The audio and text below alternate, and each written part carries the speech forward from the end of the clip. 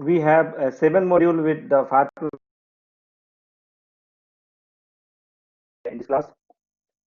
The first one is the introduction to plan review, where we'll be talking about all of the definition terms and the common useful uh, definitions for this plan, the plan review process, right? The second, we have the plan review for the life safety issues, totally life safety related for the buildings. The passive one, the active fire protection system. The third one, we are going to talk regarding the site plan review in fire protection, access to the fire department team, connection of the hydrant to the standpipe system, the fire, all those requirement necessary as for NFPA 1, IBC, and IFC. We'll discuss that one. The fourth, we have plan review for the water supply, plan review of water supply for fire protection system. So we'll be mainly talking about the water supply requirement for the fire protection system. The fifth, we have plan review of water-based fire suppression system. So here we are going to discuss the plan review for various fire protection system, which is standard system, fire pump, foam system, and all kind of the fire hydrant, underground fire under networks. All we are be discussing in the module fifth. And the sixth, we have plan review of non-water based fire protection system and portable fire extinguisher. So it is totally for gaseous suppression system. And the last one, we have fire alarm system. So all this module will take 3 days for the theory class. We have the practical session which will be online. On the very class, we'll review and find some deficiency for the correction, right? And this is the way how the fire plan review works take place. Okay, so moving on to the topics, we have some definition with the fire plan review, right?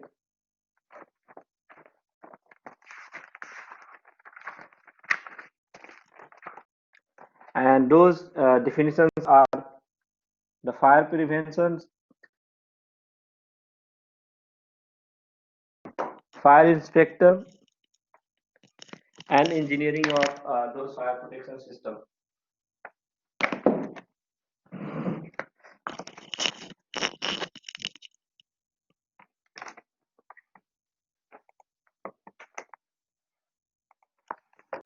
So for the fire prevention, right, the definition of fire prevention is that, it's a part of the science of fire protection, which deal with preventing the outbreak of fire by eliminating fire hazard.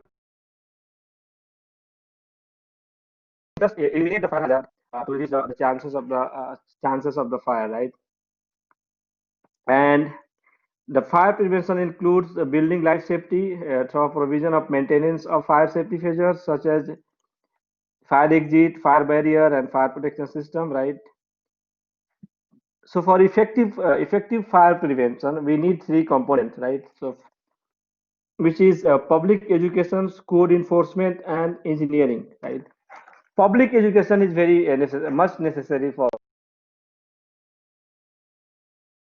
the fire prevention process, right? The public should be aware of the various fire prevention techniques. The next, we have the code enforcement, right?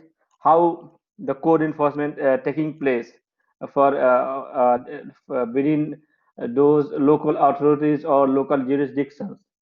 And the last one, we have the engineering, how we are going to design our fire protection system, what was the standard, and what are the sound engineering principle, the one who is designing those systems, what is his on the subject matters. Then we have the code enforcement, right? So it is the process of enforcing a body of law aimed at reducing fire and life safety hazard, as well as mandating the proper installation maintenance of building and structure fire safety features, right? So the code enforcement procedure will, we have the last module with this program, fire safety program, which is the enforcement process and all. Will go in detail. in the requirement of the code enforcement process, right?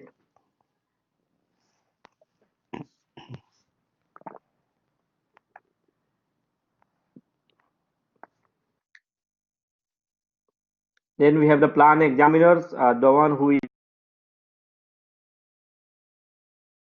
the official charge with reviewing plans for new construction as well as modification of any existing construction, right?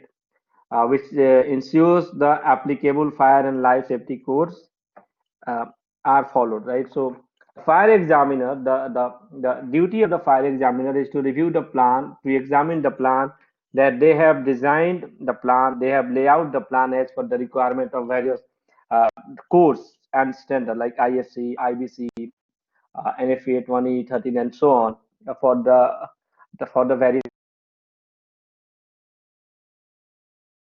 And then we have the fire inspector, right? So it's the personnel assigned to inspect property with the purpose of enforcing fire regulation. So someone will go to the site, right, and he will inspect the properties that they have.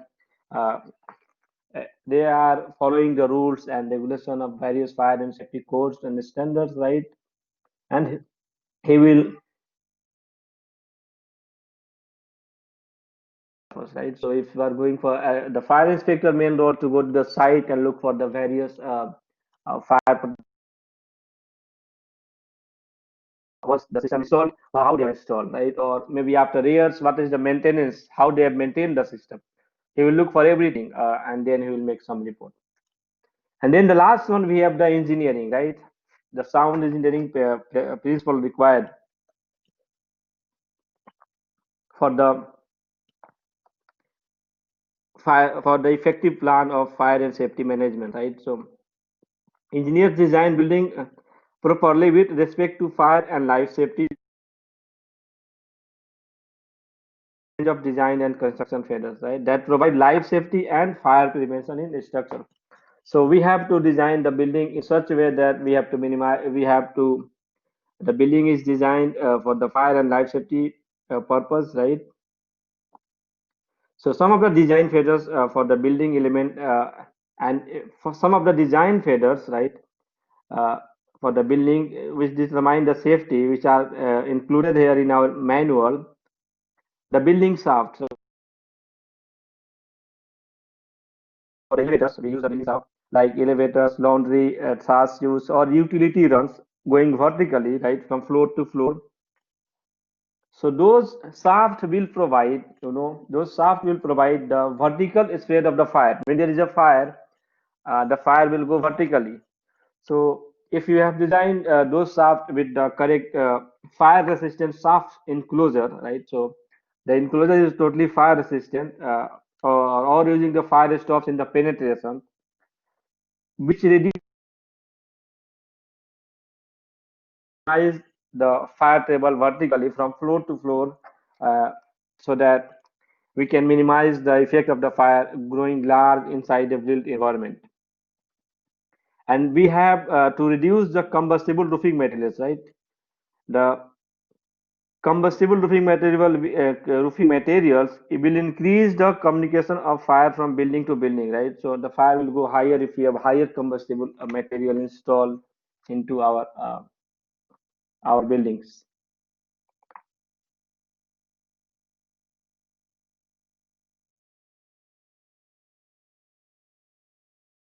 Then moving for the region for construction permits and plan reviews, right?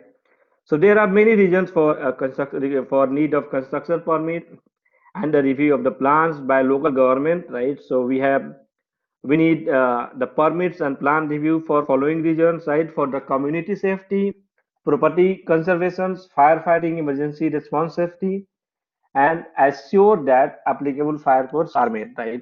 So the most fundamental region is for the uh, is the community safety. We have to safeguard our community from any outbreak of the fire in case of the emergency, right? Building design and construction not only affect the fire and life safety, but also a structural integrity, right?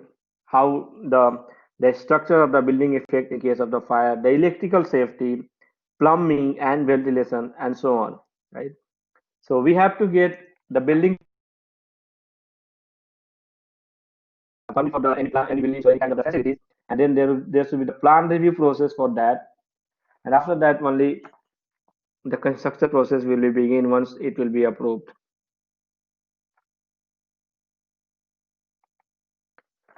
Next, we have the fire and life safety components inside the building. Right, so we know that we have the basic active fire protection system and have the passive fire protection system. Right, the basic building features includes construction material,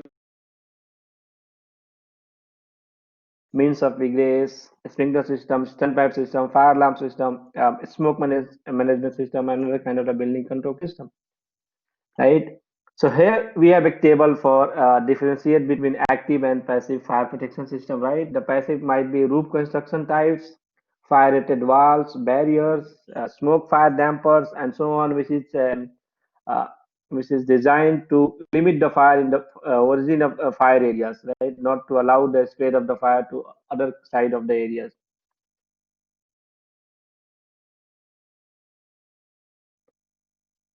We have sprinkler system, standpipe, detection and alarm, smoke control system, elevator control, and so on. So these are the basic building fire and life safety components we have.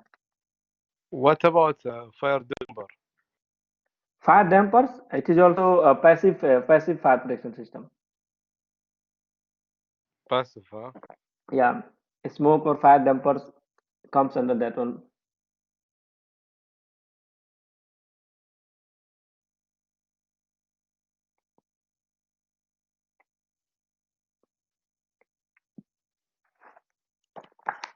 And then we have design, permitting, and construction process, right? What are the process in designing a project like a building occupancies?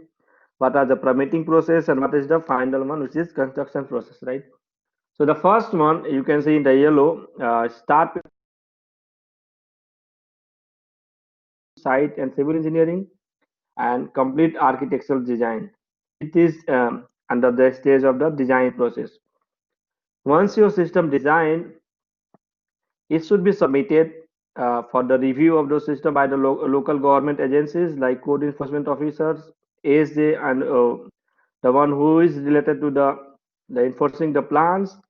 After the submittal, they will review your plans, and then if there is something not as per the code requirement, they will require for some correction. And if you fulfill the correction, then it will be a process. The one you can see the 4 rows: submittal, review, corrections, and approvals. Those are the permitting process.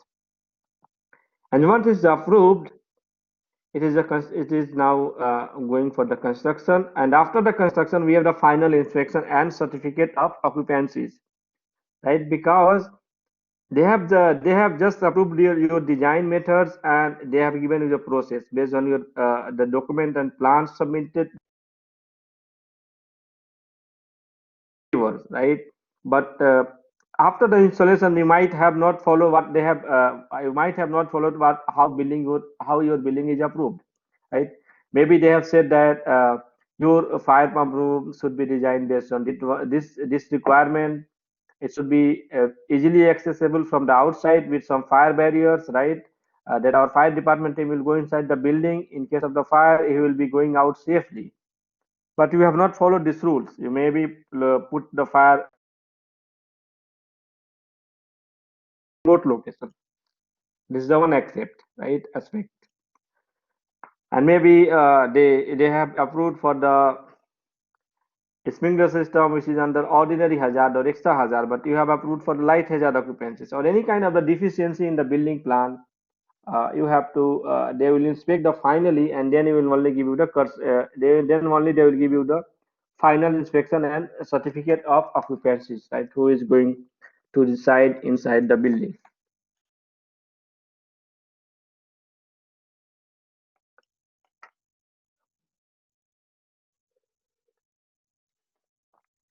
So we have now a plan review process. What are the process of the plan reviews, right? Uh, we have some building department requirement, building permits, and also on. We'll discuss that. Term used in codes and standard to identify the legal entity, right?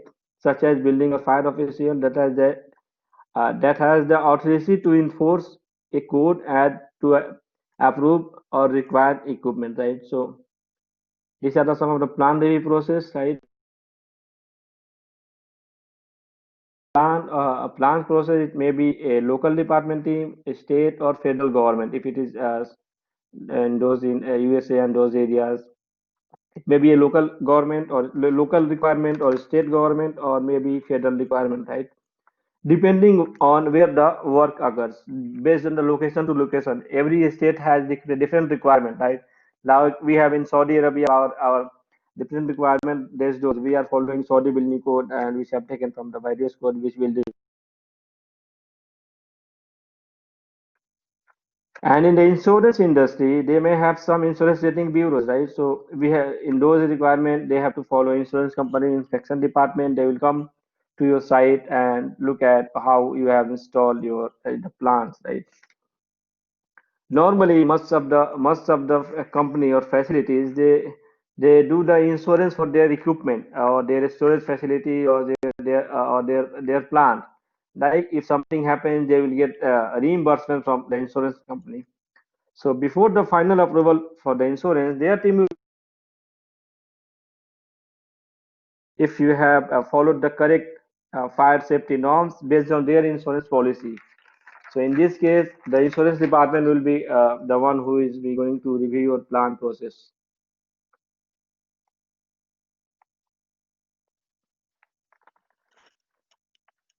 Here we have some definitions. The building departments, right? It is local government agencies responsible for enforcing building and other related codes and regulations. Building from the appropriate age before any new construction, addition, renovation, alternation, or demolition of building or a structure occurs. So whatever you are going inside the city or inside the municipality, you have to get the building permit. Maybe you are going to construct a new construction, right? So you have to take the permit for that one. Or even you are going to do some renovation or alternation into that, or might be the demolition of the building. You have to follow the code requirement, and you have to get the building permit for that one.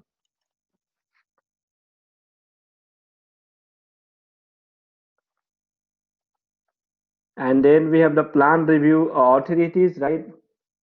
The authority for the ASJ to review plan is contained within the building and or fire code, right? So it has been in the building codes or fire code regarding the ASJ requirement. So those codes must, of course, must first be adopted by appropriate legislative act, right? So what they are saying, the exactly the code, what code you are going to follow? Like in Saudi Arabia, we are following most cases from NFPA, right? We are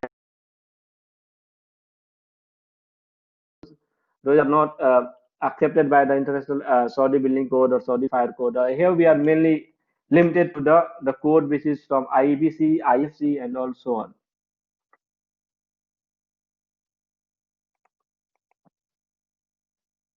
So now we moving on to the IBC, right? International Building Code and International Fire Code.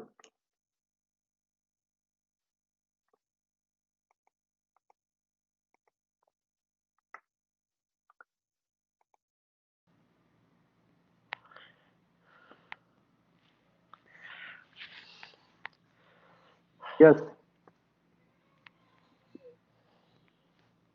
who is there? Muhammad Jawad.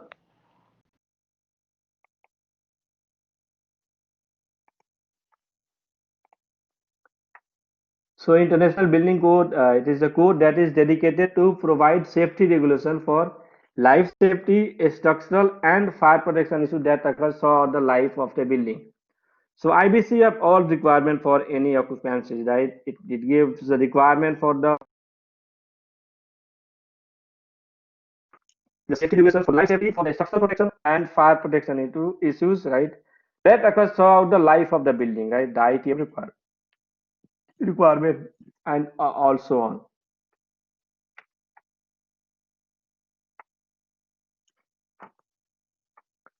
And then we have the IFC, right? The IFC is stands for the International Fire Code. This code is dedicated to ensuring public safety throughout the implementation of a unified set of fire protection measure and restriction, right? Unified set, right? So unified sets of fire protection measure and restriction. So in IFC, they are only talking about for the fire protection measures and all the structural component and fire protection issue as well. IFC, the International Fire Code, is a companion code, right? Supporting code to the IBC. They give the requirement to the IBC, and supporting the fire code requirement and all, right? The IFC include the requirement for design, installation, and testing of fire protection system for new construction and is in accordance to with the IBC, right? Normally, the Saudi Fire Code, which is SBC 801,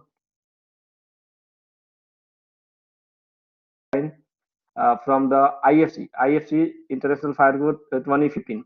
So they have taken from 2015 edition of the IFC code for modifying uh, those international fire code requirements based on the local geographical location of the Saudi Arabia, right?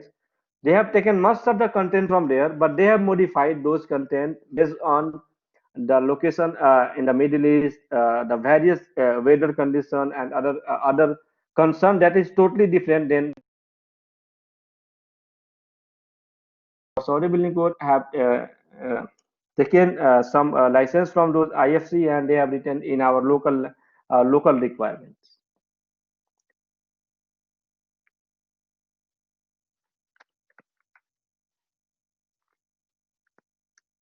So now we are moving on to the plan submittal and process, right? So the issuing of building permits, right? When the building is permitted and review of the building plans are local requirements. So they cannot be handled in a haphazard manner, right? We have to give the correct information for the plans and those submittals. Most of the reviews, right? Most of the reviewing agencies like Saudi Building Code or SCAS and all those have some published a process guidelines, right? Process guide that outlines the plan review process, right? And a copy of this guide is to individual before applications are submitted. They will give you some forms that they will maybe the floor plan, the general layout drawing, the sectional view, material of construction details, types of fire protection system installed, their calculation, data sheet, product submission, and all those things which will comes along with the submitter, right? So there are guidelines with various organizations which work as ASA and all worldwide who have given some of the sets.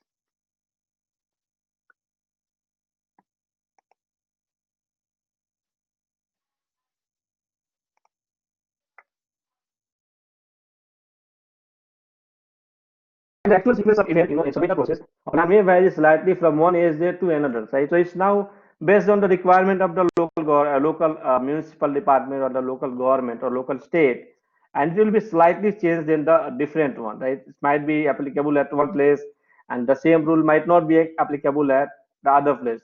So we have to be make sure that the one we are submitting the plans, how the local government at our area is uh, taking those points effectively.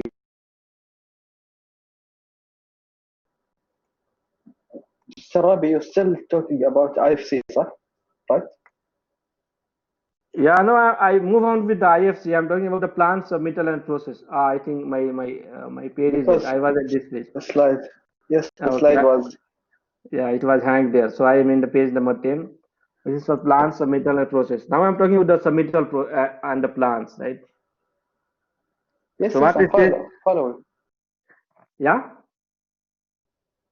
Yes, I follow you. Okay.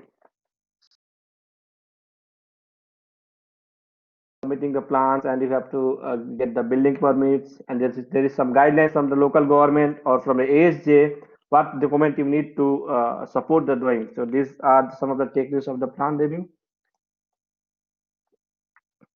So for the submittal process, right, we have the plan or construction drawing, right?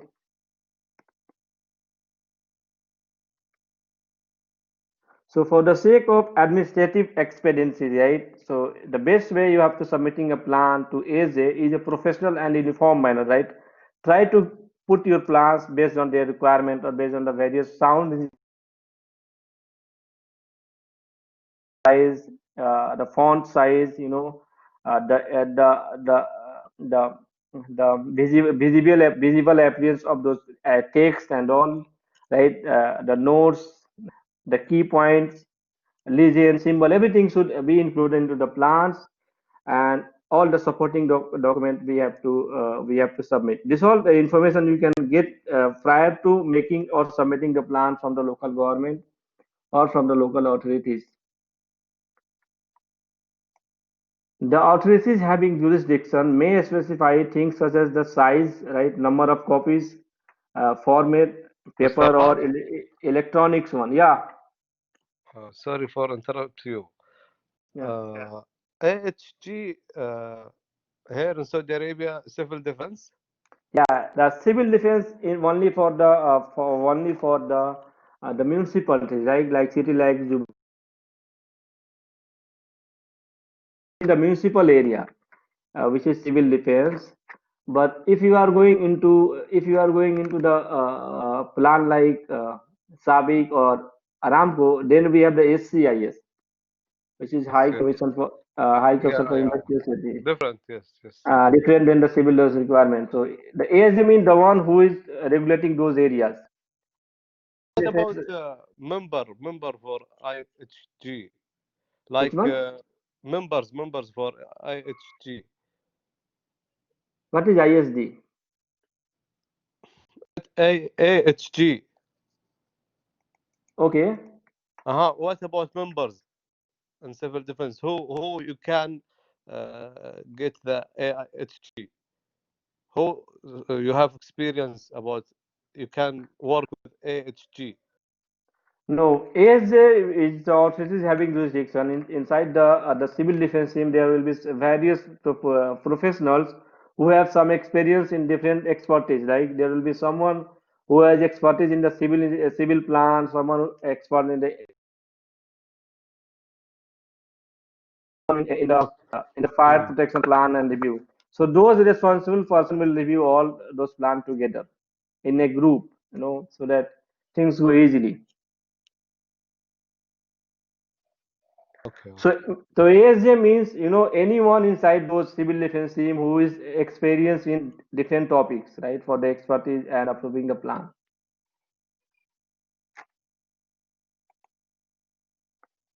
Because fire alarm, we need AHG. Fire protection, we need AHG. All fire design, we need the AHG in the ASJ means quality control. ASJ means the authorities having jurisdiction means those who have those who have those who are authorized person to review the plans for fire protection and life safety. So everything for those comes should be reviewed by the ASJ professionals, by the ASJ officials. Maybe fire engineer, fire alarm system, fire plan review, or sprinkler system, standpipe system, life safety code, passive, active, and all. So ASJ means it's the team within the civil defense team, and who will review all of your. Okay, okay.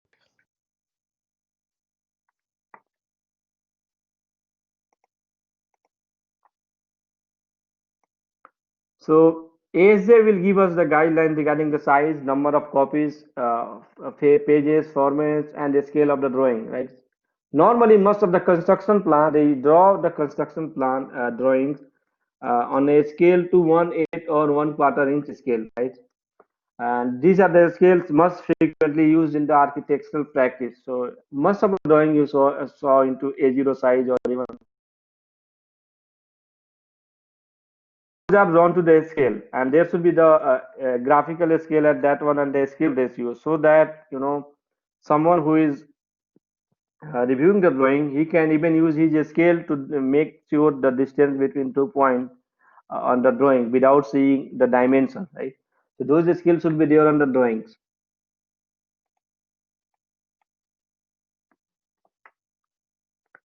And then along with the plan construction drawing, we have the supporting documents, right? The with the our plan or construction drawing, like let's say we are submitting a sprinkler system plan for a building.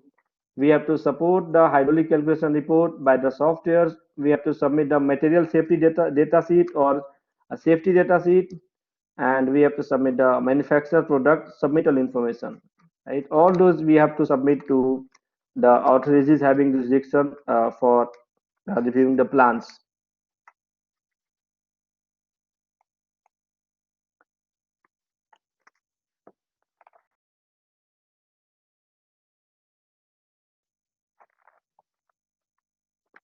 So the plan review sequence, right? The manner in which plans are handled or routed for the review process is an administrative matters and depend on the local jurisdictions. So it is depend on based on the various local jurisdictions regarding the sequence. Most of the time, in most of the typical case, right? Architectural and structural examiners review yours, right? Because this order follows a general construction sequence. You know, normally when you are reviewing plans for a building, right, there are various codes and standards. We are not only limited with the fire safety codes. We have also some of the other department, like the plumbing code, mechanical code, right, the lift and the stairways code. All those person should sit together to review the plan effectively and to minimize the time and approve the plan in.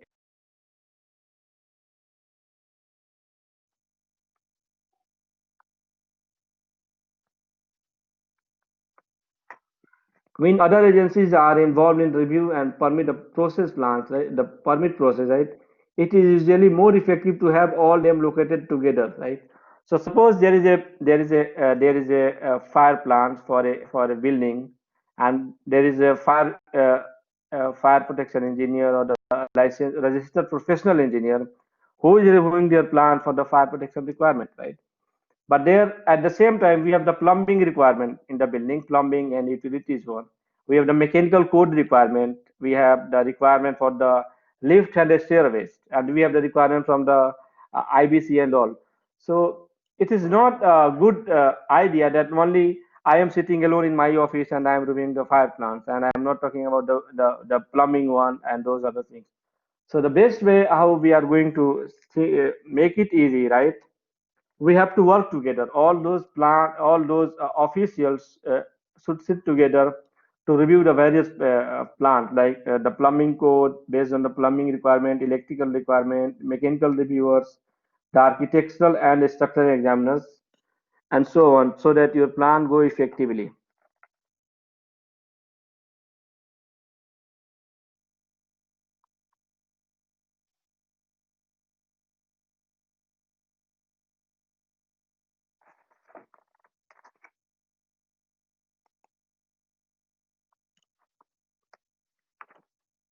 And then we have some more definition with the submitting plan submitting and process, right?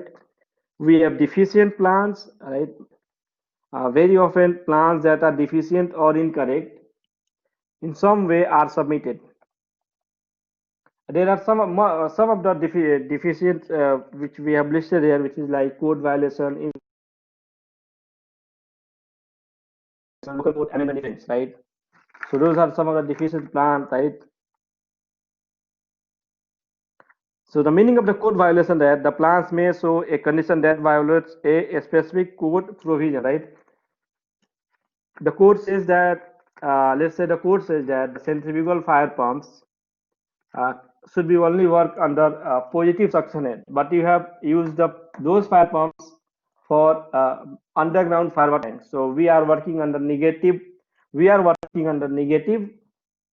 We are working under negative suction, or in other ways, uh, official says requirement for some sprinkler system, right? For the dry pipe system, we cannot use more than 750 GPM for one riser. But at the same time, you are using for 1250 GPM with the dry pipe system. So those are some of the code violation. Or let's say in passive fire protection system, right? They have requirement for some fire barriers, ceiling, penetration requirement right, inside the pump room temperature, and so on. So if you are you are violating the code, right? So those are comes under the code violations, uh, and they will give you some information regarding correcting your plans.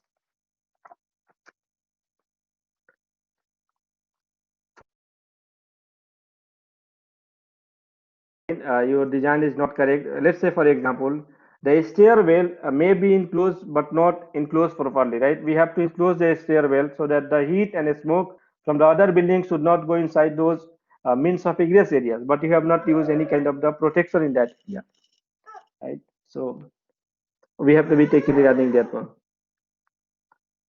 We did 2 hour fire rated enclosure for the stairwell, but the door rating is not indicated. Just wait a moment.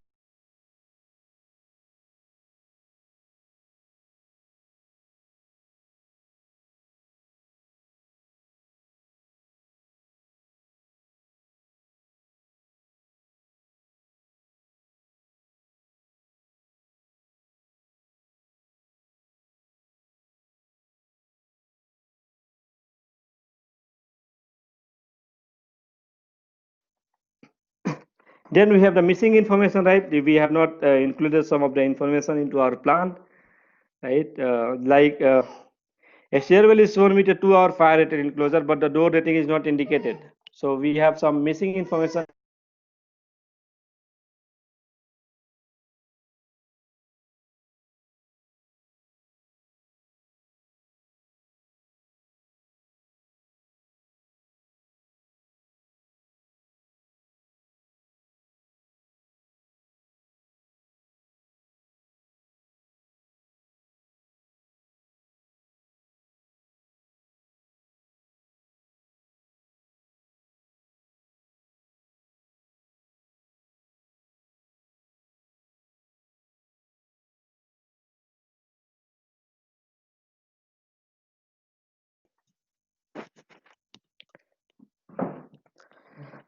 Yes, I'm back. Like for the missing information, right? You have not provided all information on the drawing, right? Normally on the drawings, we need to provide some notes, legends, key point, all those information are not there. And then we have the local obsolete one, right? In the past, they have some less requirement, but in the present, they have changed those requirement, right? Means in 2020, they changed some requirement from 2015, right? We have some extra requirement compared to the previous standard and code, and you are following the previous one for making your design at this moment, which is not applicable. Let's say, for example, life safety code 2012, life safety code, or anyone which is which and we are using after 10 years, even though we have two amendment in those codes. So for the new plans, we have to use the latest one, right? So that we cannot go from that. We cannot violate the rules for those designs. So here we have the deficient plans, right? The code violation, incorrect design, missing informations, local code amendment difference.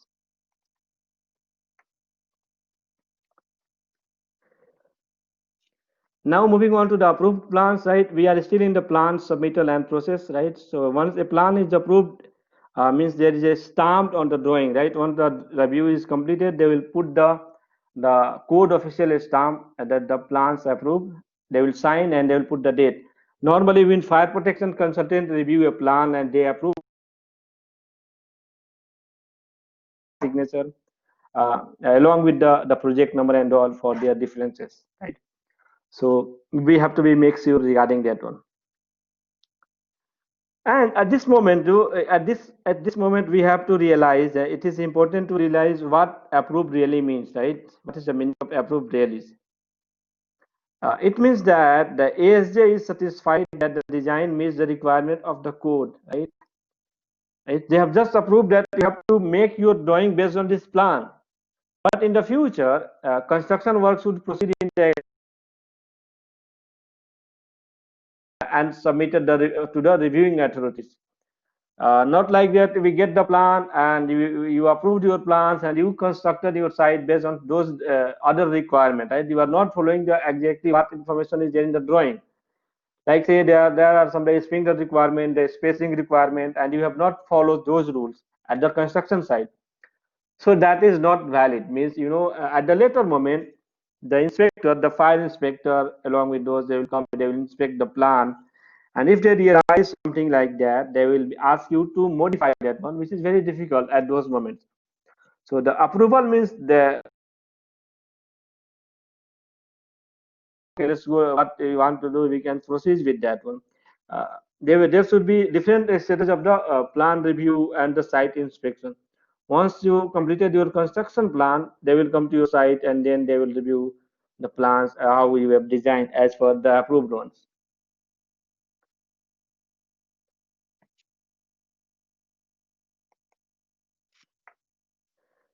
Like for the plan revisions, you can see in the drawing at the screen, there is a triangular shape, right, with some numbers. Here we have one. It is indicating that there is some changes into the plan. Maybe you can see there is there is one window and there it was not in the beginning, but they put it now. So this is some of the changes, right? That's some of the changes in the plan. They have added extra one. So how many changes based on the initial plan, right? So if this is your initial plan and you want to modify something at these locations, right? If you want to modify something at this requirement, we have to give something like this one, that triangular shape with number of revision. The one is the number of revision one, and if you further want to modify revision 2, 3, 4, and so on, based on that we have to revise the plan and those requirements. And if you have some revision into your plan, we have to resubmit your application to the ASA or the reviewing authorities for further approval for your plan. You cannot just simply change the plan and you just proceed with that.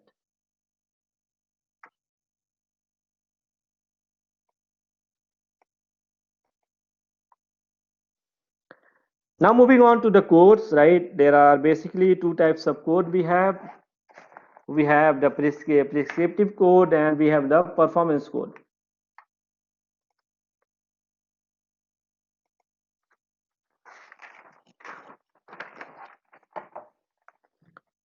The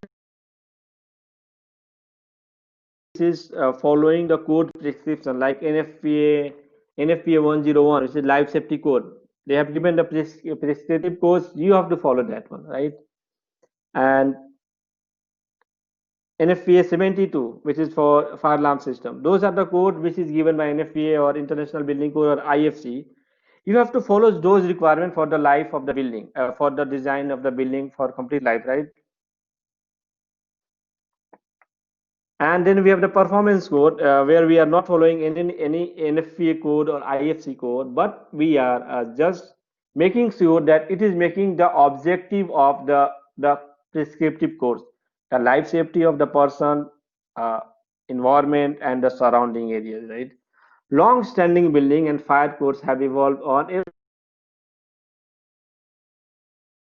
We are using the prescriptive code, but in some of the requirement, uh, some of the high-rise building they are using their own performance code. Sometimes the prescriptive code like the NFPA codes and all uh, uh, doesn't look fit for those architectural and all who is making some high quality of building, which is very they are using state of the art for their project, but due to those fire safety requirement, it is not giving as much beauty which.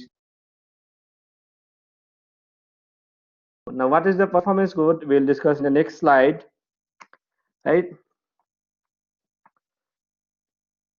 So we'll start with the prescriptive code, right? So prescriptive codes provide the specific details with which an architect must comply. So architecture have to comply the prescriptive code, right? The requirement of the life safety code, IBC, IFC, and all those fire safety requirement as for NFPA or the code, right? So these are some of the example of the prescriptive code, right? So we have the Internally, interior flame spread in index SFI, SFI, IFS, and those are the requirement of the heat and smoke. How heat and smoke is spreading from different materials, right? From 0 to 25 index, 25 to 75, and so on, based on the requirement. What is the fire resistance required for the structural, right? So fireproofing and all, location and size of the heat and the smoke vents, number of fire exits, fire protection, detection system, water supply, all those requirements they have to follow with the NFPA code. The code they have to follow. Now next we are moving on to the performance code, right?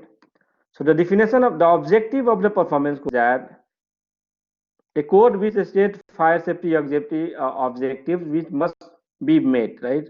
So fire safety objective must be met by the performance code in order to avoid the prescriptive code which is from the NFPA, right? So we have here we have the some of the most common performance goal and objectives which include the following, right? The first one we have fire protection system shall confine the fire to the room of the origin, right? So mostly they want to tell you that if there is a fire, it will not travel outside those rooms. We have one areas, we have different areas inside the built environment, right? So if there is fire in this area, it should be contained in the same area. It will not go outside this area, right? This is the one of the requirement of the performance code. The second one we have a fire incident shall not result in an interruption of production for more than 24 hours. If there is a fire happens in those plants or those areas, it should be resumed within 24 hours of the design, right? And the third one we have all persons shall be able to exit building without injury regardless where the building regardless of where in the building fire occurs. So those three are the performance code, right? So even the prescriptive codes also the same objective, right? Safeguard from the fire and safety means of egress and all. But in the performance code, they don't have to follow any code, but they have to make sure that fire remains in the same areas. All occupants leave the building without any injuries, and the building resume their service within 24 hours. So these are the difference between performance code and prescriptive code. Yes, Ahmad. Yes, Mr. Ravi. So which one is the best, prescriptive one or the performance one? And where do you apply this to? I guess the first one. Yeah, that is most common worldwide. But you know, where is the application of the performance code? I think for existing building. No. Actually, you know, most of the in the modern high-rise building, they invest hundreds of thousands of dollars for making those building state of the art, right? They are not following the prescriptive codes. Like they are making some high-rise building, and they want to make sure that we can be based on the performance code. They are using this code for a high-rise building or more, a building which designed for beautification purpose. You know, the building looks nice, fancy, and all. Like, you know, they don't want to rely on those fire protections prescriptive code, the conventional one, uh, which can reduce the beautification of the building. In those areas, they are using the performance code, but I'm not going to follow the requirement of the some alternative. Yes. Yes, so they didn't take the minimum requirement of the prescriptive code. Yeah, they have to take care of the minimum requirement. No one get injured inside the fire, right? And they should go outside of the building without any injuries and should be resumed within 24 hours after the fire. Those are the requirement of the prescriptive codes. So it's like performance code like NFPA or they have their own code. They don't have any code. They have some requirement. You can find some requirement in the Society of Fire Protection Engineer, like in SFE. They have written some books for the performance based building design. Now, those performance-based design, if you are following the IBC, International Building Code, or Saudi Building Code, or IFC, they will let you, if you want to go with the performance code, you have to follow with this objective and the guidelines. Now it is up to you how you are designing and how you are proving that my building is safe as based on the prescriptive one, and we are following all the safety and objective of the life safety of personnel inside the building. Uh-huh. Like some of the high-rise building, you can see they have totally based on the performance based. Some is the Shanghai Tower, they have based on the performance based design, and some of the buildings in the USA. And now, suppose something building you can see in the Dhahran, we have in Dhahran we have the one which make up the totally a stone. What is the name of that building? I forget the name.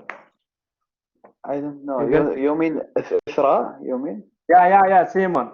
So those kind of the building, they most of the time they will not follow the prescriptive requirement. They will just follow the performance-based requirement, because they are making such they are investing more money to protect that one, and in some areas they cannot put those piping and all. So some requirement they will use the performance-based requirement.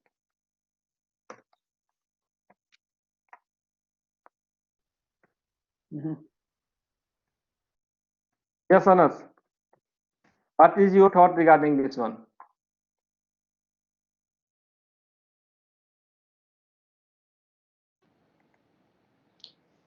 Yeah, exactly. Like you to mention, sometime we cannot just follow whatever 1, 2, 3. We have to create something based on our requirement, like a customized system. Yeah, exactly. To meet the basic objective of the life safety. Exactly. Okay, then moving on to the next one now.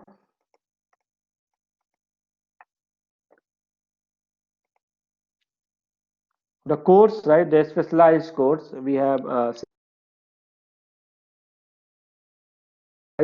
like the electrical code, elevator energy conservation code, mechanical codes, environmental code, plumbing code.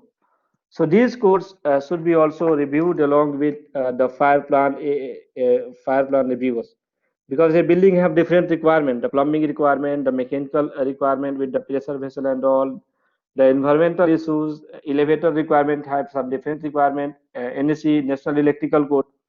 So all those persons should sit together and they will verify the plans one by one to give the final permit of the building to go for the approval of the plans.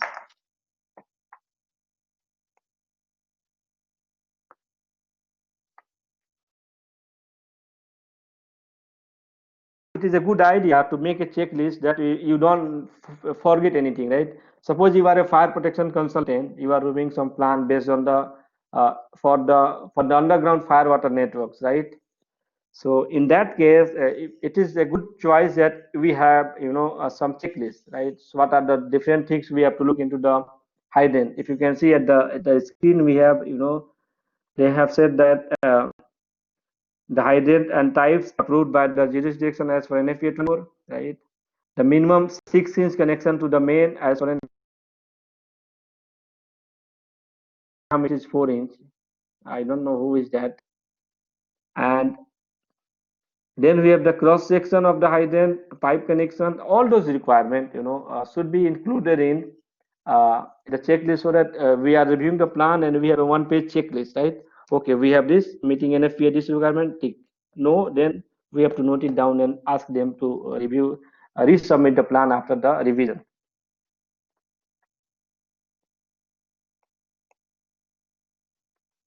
Now we are going to distinguish between standard and codes, right? So in the area of the code enforcement, a standard may be described as a body of rules dealing with one specific subject. They are only talking about the one specific subject, right?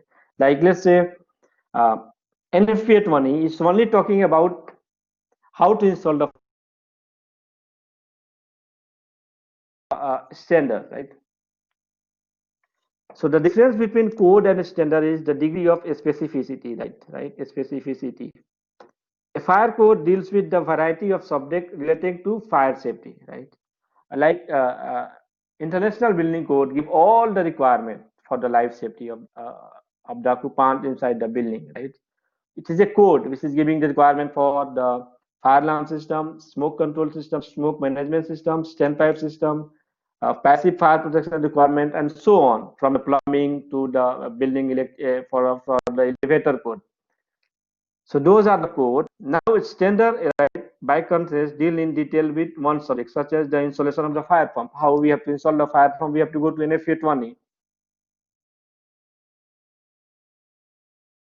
Most difference is that code tell us what to do and standard tell us how to do, what must be done, and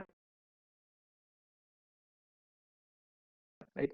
So these are one of the best differences we can find for the code, and indicates what must be and how to be done. So these are the difference between code and standard. If you can see, uh, NFPA 1 is the code, right? NFPA 1 code, which is the life safety code, right? NFPA 1 is the fire code. NFPA 70 is also code. Right? NFPA 72 is the installation of the fire alarm system. Right? The code. This is the code they have given the requirement. Then we have the NFPA 30, which is for flammable and combustible liquid code. Similarly, the standard like NFPA 13, 14, 20, 16, and so on give us the requirement how to install those systems. So these are the difference between code and standards. And then we have some additional standard, right? We have some additional NFPA recognized must common within the field of fire and safety, right? Which are some of, yes, we have, right? The first one, we have the ASTM, which is for American Society for Testing and Materials, which gives the requirement that how a product manufactured, right? So let's say uh, a pipe company making a pipe, right? They should make pipe as per ASTM requirement. Like for the Schedule 40 carbon steel pipe, there is a ASTM standard we call ASTM A53. So all the carbon steel pipe should follow this ASTM A53 requirement. Or maybe there is a fire door, they will check what is the ASTM code for the testing of the fire characteristics of those fire doors, or maybe the fire barriers, the passive performance and all should be come under the ASTM. And then we have the American Society of Mechanical Engineers. It will give us some requirement of how to make, let's say, how to make some pressure vessels, right? How to make some columns. What should be the what should be the pipe pressure inside the piping? What is the process piping? What is the design and all? Those come under the ASME. Then we have the American Water Work Association, right, for the underground fire water networks, how we have to achieve all those requirements. We have the UL and we have the ULC. So these are the insurance companies. So we have to, we have to work together with all codes and standard to effect fire review plans.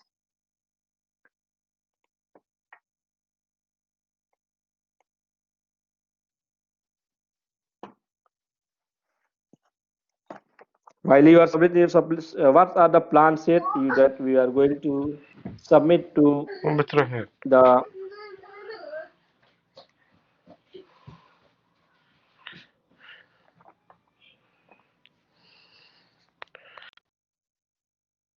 So what are the plans set that you are going to submit, right? Like a construction plans, sometimes we call it the blueprints.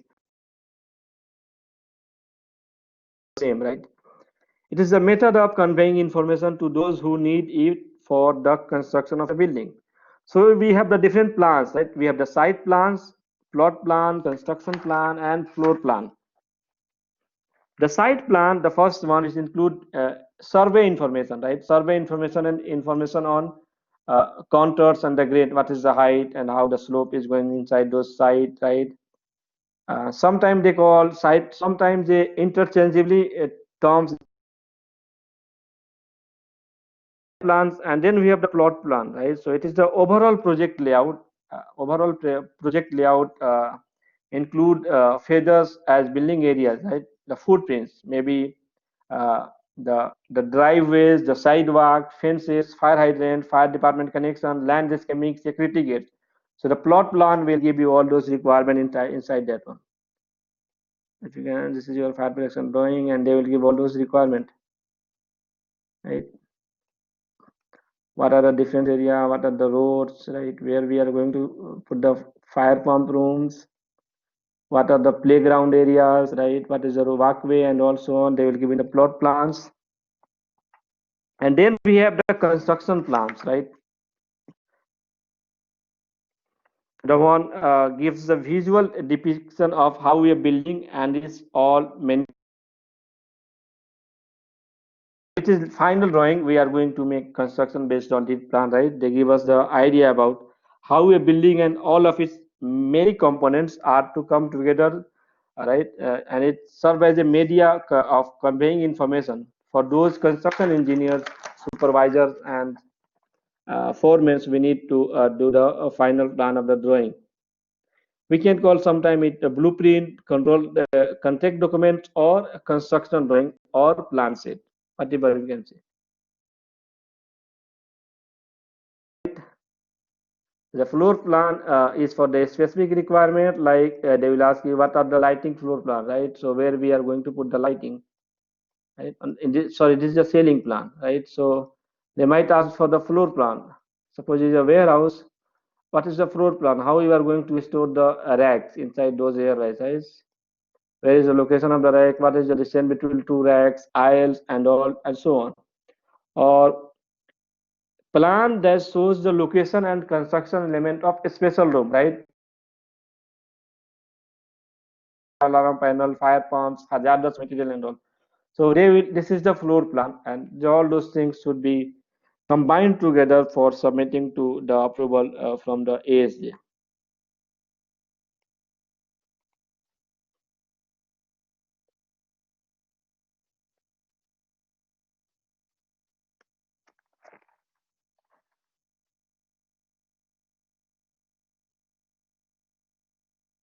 Then we have the architectural drawings, right? Information useful to the fire and emergency service personnel, plan examiners specifically.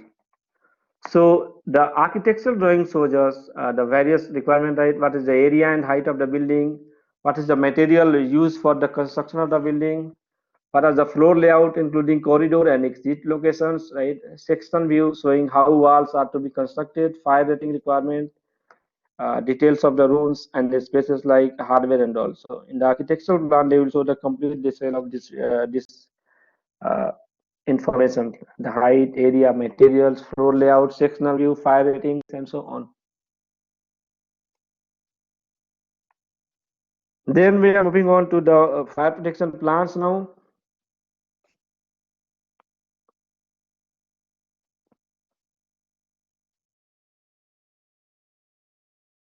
A building is equipped with automatic sprinkler system, there should be a separate fire protection drawing for that one, away from the floor plan and the construction drawing, right?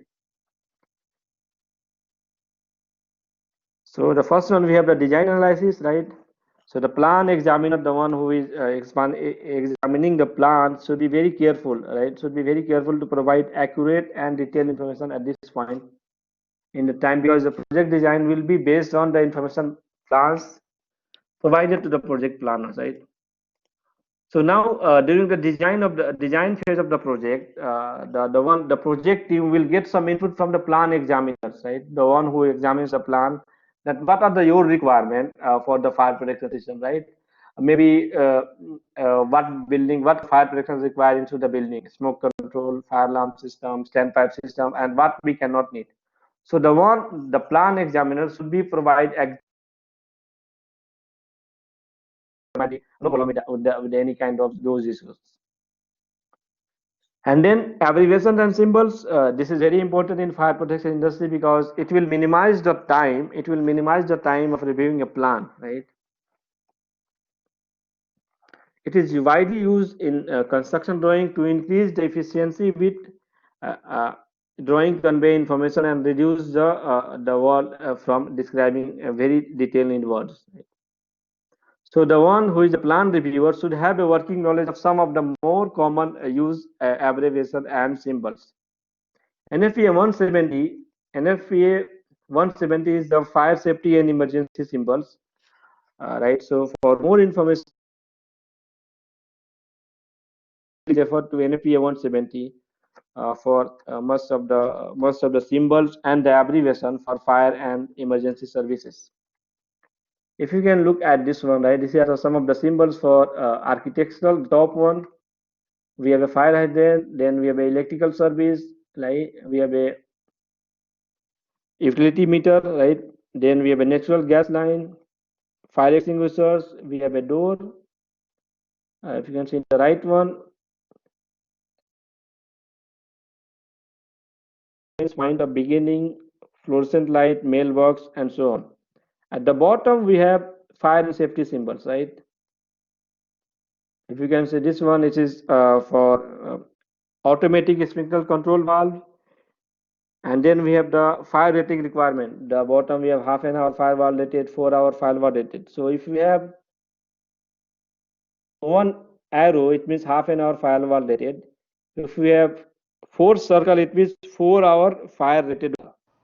And sorry, it is not a circle. It is a diamond, right? So one diamond means 1 hour fire rated. So the top one we have only half diamond, so it's a half-hour fire rated valve. The 4 means 4-hour fire rated valves. At the bottom we have post indicator valves, fire department connections, fire department standpipe system, open hoistway, riser, valve, fire department knowledge requirement. So this is just the basic and minimum requirement. For more, we have to go. I suppose you are reviewing some plan or you are designing some fire protection system. We have to go to NFPA 170 to look for the various symbol encoded in the fire protection plans.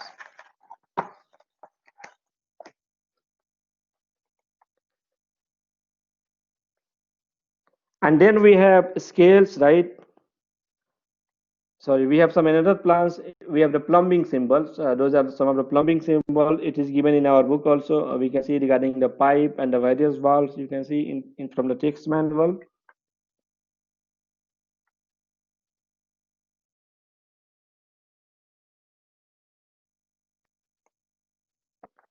Now the last one, we have the scales, right? Normally, most of the drawing are drawn with some scales, right? Some scale ratio should be there to fit conventionally on a sheet of paper, right? Construction plans are drawn to a scale, right? It means the dimension, exact dimension is reduced to actual size of the building or component. If you can see in figure A and B, right? In the figure below, object B is half of the object A, and so on. This is how the plan process goes on. This is how the plan process goes on for various requirements.